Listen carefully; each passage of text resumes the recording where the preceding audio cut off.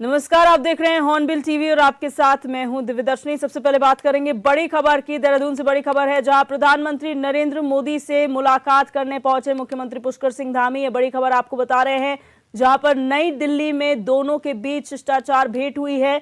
CM ने PM Modi को हरियाणा में जीत की बधाई दी है। पीएम मोदी को केदारनाथ मंदिर की प्रतिकृति भी मुख्यमंत्री ने भेंट की और पीएम के मार्गदर्शन और सहयोग के लिए आभार उन्होंने व्यक्त किया है। केदारनाथ, हेमकुंड साहिब, नैनीताल रोपवे प्रोजेक्ट हस्तांतरित का भी अनुरोध इस दौरान उन्होंने किया है। साथ ही साथ दून से हवाई योजना चलाने का सीएम ने अनुरोध किया है। जल विद्युत परियोजनाओं का भी मुद्दा यहां पर उठाया गया इस मुलाकात के दौरान। 2123 मेगावाट की 21 जल विद्युत परियोजनाओं के विकास निर्माण की अनुमति मांगी है। इसके साथ साथ देहरादून गौचर, देहरादून और देहरादून चिन्याली सौड़ देहरादून हवाई सेवा का फिर से संचालन किया जाए, इसकी भी यहां पर मांग की गई है मुख्यमंत्री की तरफ से। चिन्याली सौड़ हवाई पट्टी पर छोटे विमान संचालन की भी अनुमति मांगी है मुख्यमंत्री ने।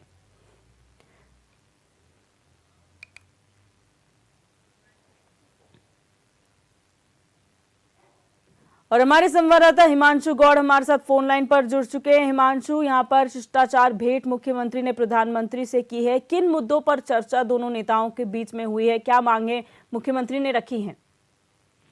जी बिल्कुल दिव्या, जिस प्रकार से उत्तराखंड को अग्रणी राज्य बनाने के लिए लगातार केंद्र और राज्य का आपसी समन्वय इसमें चल रहा है। लगातार जो है मुख्यमंत्री पुष्कर सिंह धामी दिल्ली दौरा करते रहते हैं और उसी बीच क्योंकि पीएम मोदी से उन्होंने खास मुलाकात की है और इस मुलाकात में उत्तराखंड में 21 जल विद्युत परियोजनाओं की स्वीकृति की मांग उन्होंने की है, जो कि 2123 मेगावाट की 21 जल विद्युत परियोजनाएं हैं। इसी के साथ 3 रोपवे हैं, सोनप्रयाग, गौरीकुंड, केदारनाथ रोपवे है, गोविंद घाट, हेमकुंड साहिब रोपवे है और इसी के साथ काठगोदाम, नैनीताल रोपवे को राज्य सरकार द्वारा विकास और संचालन के लिए हस्तांतरित करने का अनुरोध किया है। इसी के साथ ही भारत सरकार के क्षेत्रीय संपर्क योजना, जिसको हम आरसीएस कहते हैं, के अंतर्गत गौचर देहरादून और देहरादून से गौचर और गौचर से देहरादून, इसके साथ ही देहरादून चिन्याली सौड़ से देहरादून की हवाई सेवा को पुनः संचालित किए जाने एवं नागरिक उड्डयन मंत्री को निर्देशित करने के लिए आग्रह किया है मुख्यमंत्री ने। वहीं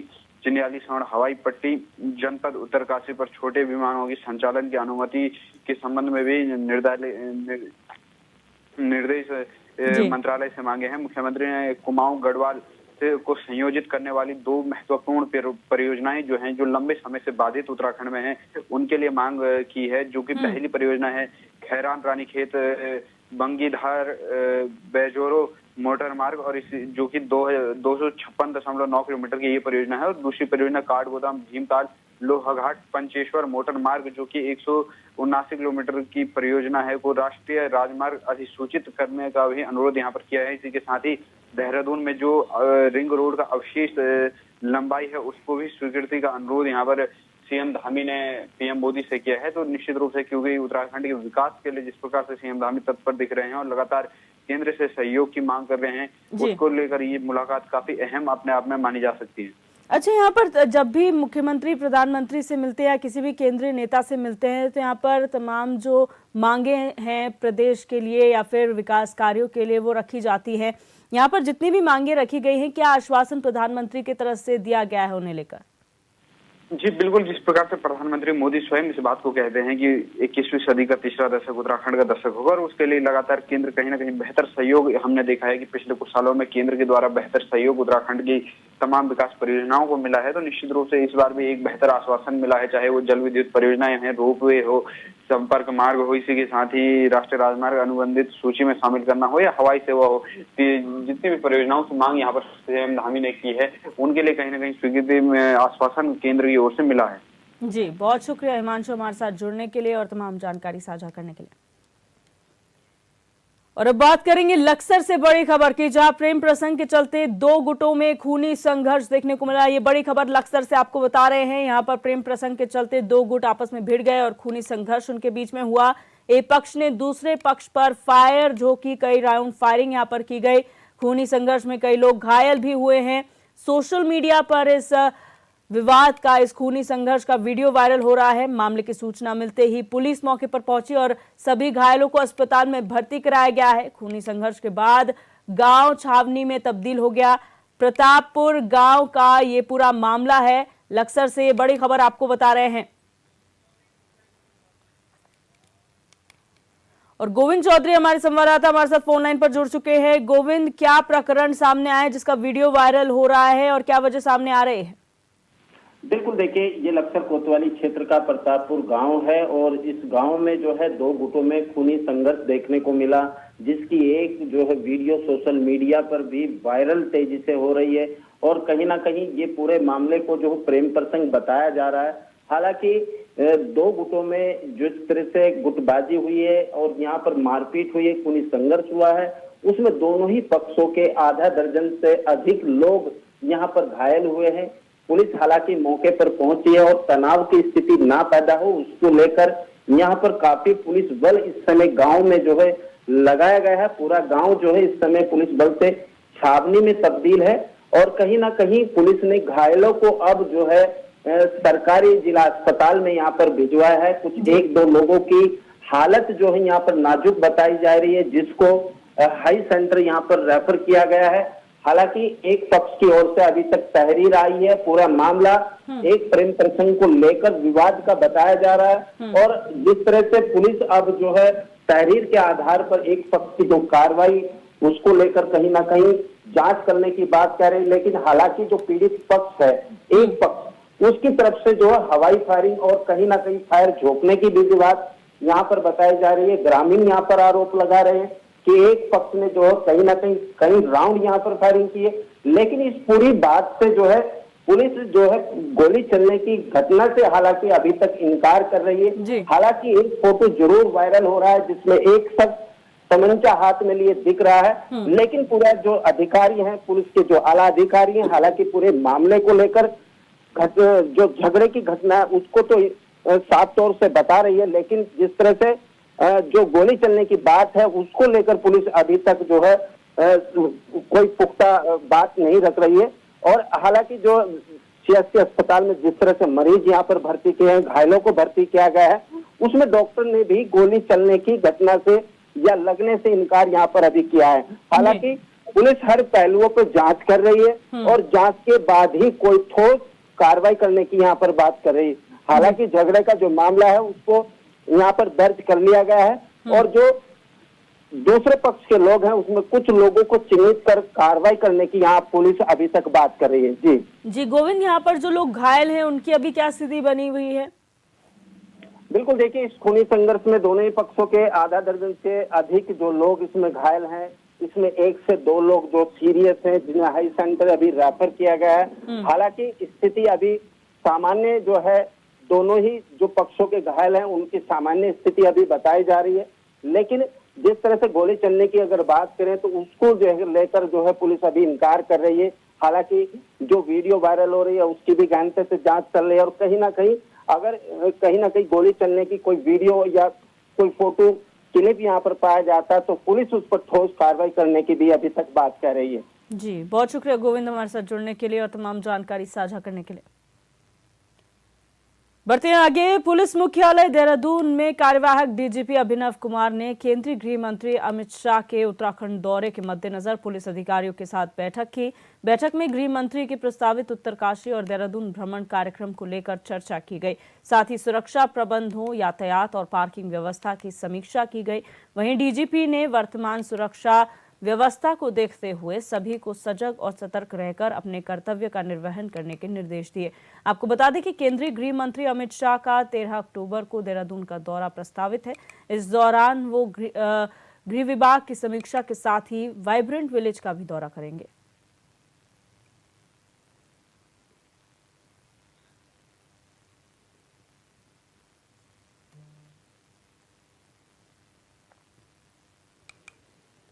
खबर नरेंद्र नगर से है, जहां 8 दिवसीय कुंजापुरी पर्यटन और विकास मेले के 5वें दिन विधानसभा अध्यक्ष ऋतु खंडूरी भूषण ने सांस्कृतिक संध्या के में मुख्य अतिथि के तौर पर शिरकत की। इस मौके पर उन्होंने मां कुंजापुरी पर्यटन विकास मेले को सांस्कृतिक, सामाजिक और धार्मिक परंपरा का अनूठा संगम बताया।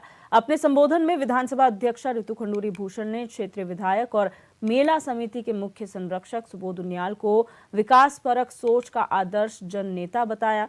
वहीं मेले की 5वीं सांस्कृतिक संध्या बॉलीवुड कलाकार हंसराज रघुवंशी के नाम रही। शिव भक्त और बाबा के नाम से प्रसिद्ध बॉलीवुड स्टार हंसराज रघुवंशी ने भगवान शिव पर आधारित एक से बढ़कर एक भजन गाकर पंडाल में दर्शकों को झूमने पर मजबूर कर दिया। विधानसभा चुनाव में भारतीय जनता पार्टी ने उत्तराखंड की जनता से वादा किया था कि सत्ता में आने के बाद प्रदेश में समान नागरिक संहिता लागू करेंगे। लिहाजा अब खबर है कि सरकार अगले महीने यूसीसी कानून लागू कर सकती है।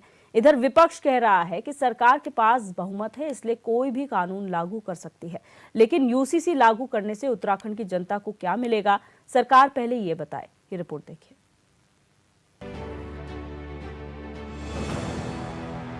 इतिहास बनाने की तैयारी में उत्तराखंड। देवभूमि में समान नागरिक संहिता जल्द। अगले महीने यूसीसी लागू करने की तैयारी। यूसीसी नियमावली का ड्राफ्ट बनकर तैयार। एक हफ्ते में सीएम के पास होगा यूसीसी ड्राफ्ट। जी हां, उत्तराखंड में बीजेपी की डबल इंजन वाली सरकार के मुखिया पुष्कर सिंह धामी इतिहास बनाने के करीब पहुंच गए हैं। समान नागरिक संहिता यानी यूसीसी की नियमावली का ड्राफ्ट बनकर तैयार हो गया है। अब ड्राफ्ट को प्रकाशन के लिए भेजा जा रहा है। इसके बाद इसे सरकार को सौंपा जाएगा। सरकार ड्राफ्ट का अध्ययन करने के बाद इसे कैबिनेट में प्रस्तुत करेगी। कैबिनेट से मंजूरी मिलने पर समान नागरिक संहिता प्रदेश में लागू कर दी जाएगी। बीजेपी की सरकार से सीएम धामी और पार्टी की बड़ी उपलब्धि बता रहे हैं। देखिए, अटकलों पर विराम लगना चाहिए और मैंने शुरू से कहा है कि चुनाव से पहले हम लोगों ने जनता के बीच में यूसीसी को लेकर गए थे और जनता ने हमें मैंडेट दिया, हम सरकार बना पाए। तो हमारी भी जिम्मेदारी बनती है कि जनता की भावनाओं के अनुरूप हम यूसीसी को समय पर लागू करें। इसको लेकर हमने एक कमेटी बनाई, कमेटी ने अपनी फाइंडिंग्स दी। उसके बाद विधानसभा से इसको पारित करके राष्ट्रपति महोदय को भेजा गया। राष्ट्रपति महोदय से इसका अप्रूवल आ गया और आज ये कानून बन चुका है। लेकिन उस कानून को किस तरह से इम्प्लीमेंट होना है, उसके लिए नियमावली तैयार होनी थी। आज नियमावली भी लगभग तैयार हो गई है। यूसीसी के लिए मोबाइल ऐप भी है तैयार। धामी सरकार को देना है इस ऐप को नाम। जनता के लिए सरल बनाई गई है व्यवस्था। जानकारी के मुताबिक नियमावली में विवाह का पंजीकरण, लिव इन की सूचना और वसीयत आदि की जानकारी समान नागरिक संहिता की वेबसाइट और मोबाइल ऐप के माध्यम से भी दर्ज किया जाना प्रस्तावित है। यह मोबाइल ऐप बनकर तैयार हो चुका है। अब इसका नाम राज्य सरकार को रखना है। समान नागरिक संहिता लागू होने के बाद सभी नागरिकों को, यानी चाहे वो किसी भी धर्म के हों, विवाह, तलाक, उत्तराधिकार, गोद लेने और अन्य व्यक्तिगत मामलों के लिए समान नियमों का पालन करना होगा। फरवरी में यूसीसी विधेयक सदन में हुआ था पारित। 13 मार्च को राष्ट्रपति द्रौपदी मुर्मू ने दी थी मंजूरी। कानून लागू हुआ तो सभी के लिए एक कानून। जानकारी है कि देवभूमि में समान नागरिक संहिता के लिए नियम बनाने वाली समिति ने अपनी चर्चा पूरी कर ली है और अब अपने सुझाव पुस्तिका के रूप में मुख्यमंत्री को सौंपेगी। अगर इसे स्वीकार कर लिया जाता है तो 9 नवंबर से पहले राज्य में समान नागरिक संहिता लागू हो सकती है। उत्तराखंड विधानसभा ने फरवरी में समान नागरिक संहिता विधेयक पारित किया था। 13 मार्च को राष्ट्रपति द्रौपदी मुर्मू ने विधेयक पर हस्ताक्षर किए। अगर कानून लागू हुआ तो आजाद भारत में उत्तराखंड देश का पहला राज्य होगा जहां यूसीसी कानून होगा। आज कानून बन चुका है, लेकिन उस कानून को किस तरह से इम्प्लीमेंट होना है, उसके लिए नियमावली तैयार होनी थी। आज नियमावली भी लगभग तैयार हो गई है और हमने कहा है कि हम 9 नवंबर से पहले इसको लागू कर देंगे। आज हम इसी स्थिति में है कि कभी भी इसको हम लागू कर सकते हैं।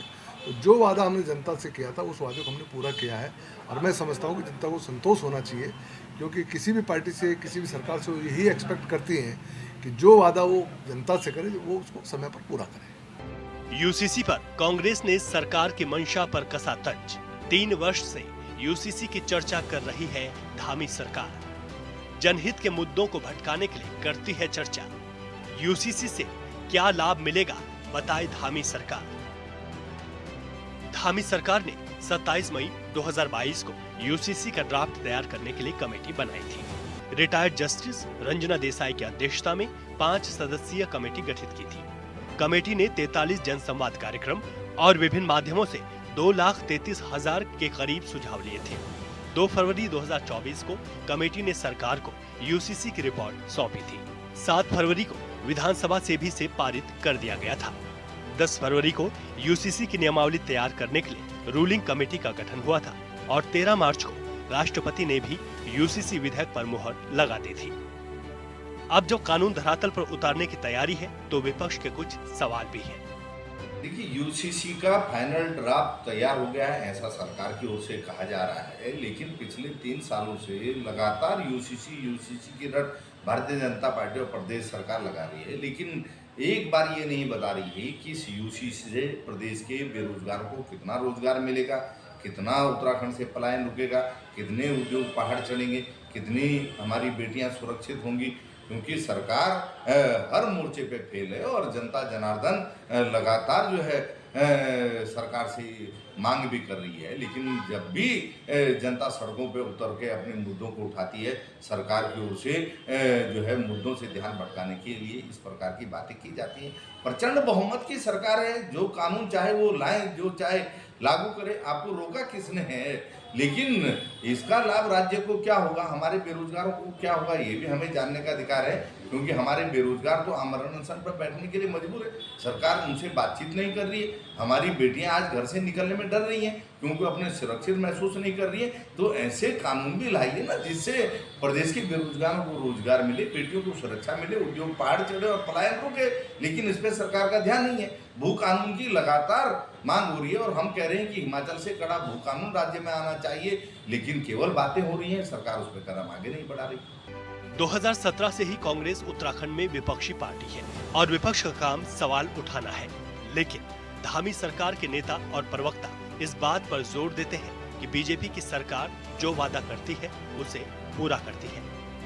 विधानसभा चुनाव में बीजेपी ने प्रदेशवासियों से यूसीसी कानून का वादा किया था, जिसे अब सरकार पूरा करने जा रही है। इसके साथ ही समान नागरिक संहिता लागू करने वाला देश का पहला राज्य उत्तराखंड बन जाएगा, जो प्रदेशवासियों के लिए किसी बड़ी उपलब्धि से कम नहीं होगा, क्योंकि इतिहास के पन्नों में प्रदेश का नाम दर्ज हो जाएगा।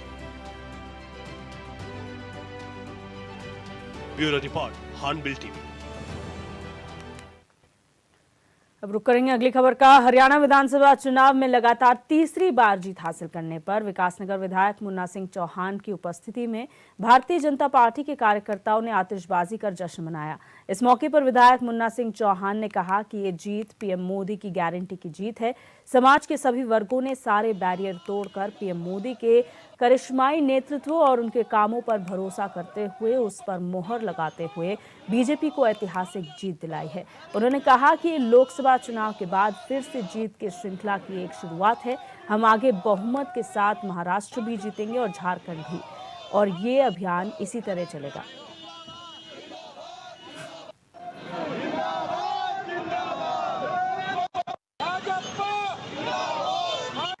और हरियाणा में भारतीय जनता पार्टी ने इतिहास रचने का काम किया। तीसरी बार लगातार प्रचंड जीत भारतीय जनता पार्टी ने हासिल की, जो अपने आप में रिकॉर्ड है। और भारतीय जनता पार्टी ने किसी और का रिकॉर्ड नहीं तोड़ा, खुद ही का 2 बार का रिकॉर्ड खुद ही तीसरे बार तोड़ दिया। और बाकायदा तमाम सारे कयास, जिस प्रकार से समाज को बांटने का कुचक्र कांग्रेस पार्टी ने रचा था, विपक्षी दलों ने रचा था, वो सारा के सारा औंधा मुंह गिरा। आज नारा लगाते थे किसान, जवान, पहलवान। आज किसान भी भारतीय जनता पार्टी के साथ, जवान भी भारतीय जनता पार्टी के साथ, किसान भी भारतीय जनता पार्टी के साथ, पहलवान भी भारतीय जनता पार्टी के साथ। काशीपुर में भारतीय जनता पार्टी कार्यकर्ताओं ने हरियाणा में बीजेपी की शानदार जीत को लेकर आतिशबाजी कर एक दूसरे को मिठाई खिलाकर खुशियां मनाई। इस मौके पर बीजेपी नेता अखिलेंद्र चौधरी ने पीएम मोदी, गृह मंत्री अमित शाह, बीजेपी के राष्ट्रीय अध्यक्ष जेपी नड्डा समेत सीएम को शुभकामनाएं दी। वहीं नगर निगम की पूर्व महापौर उषा चौधरी ने कहा कि हरियाणा में भारतीय जनता पार्टी को मिली शानदार जीत प्रधानमंत्री मोदी के राष्ट्र को दिए जा रहे शानदार नेतृत्व और हरियाणा की नायब सिंह सैनी सरकार की जनहितकारी नीतियों की चुनावी जीत है। हरियाणा की जनता ने कांग्रेस को नकार कर सिद्ध कर दिया है कि अब कांग्रेस डूबते जहाज की तरह है।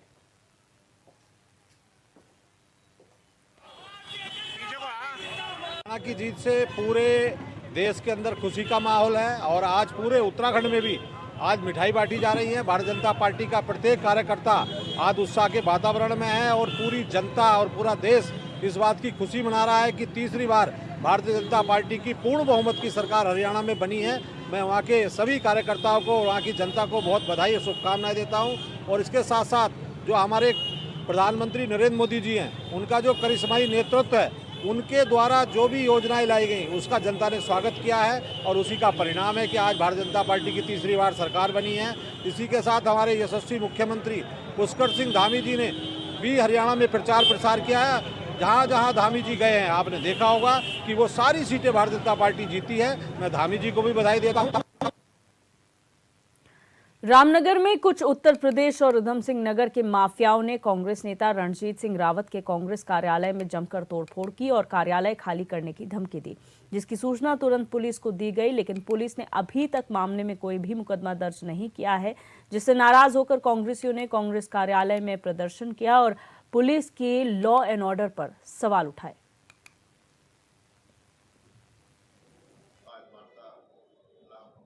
लॉ एंड ऑर्डर नाम की कोई चीज नहीं है।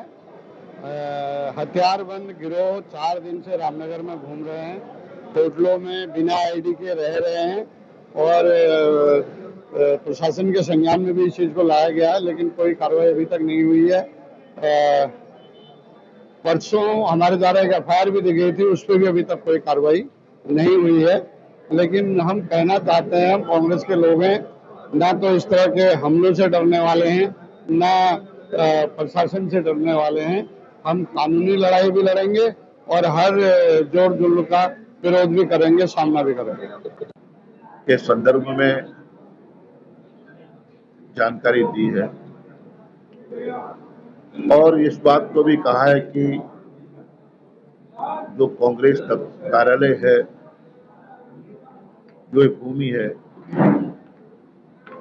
उसकी लीज समाप्त हो चुकी है और यह भी कहा गया है कि जो दूसरा पक्ष है, उनका इस भूमि पर 1/9 उनका अधिकार रहा है।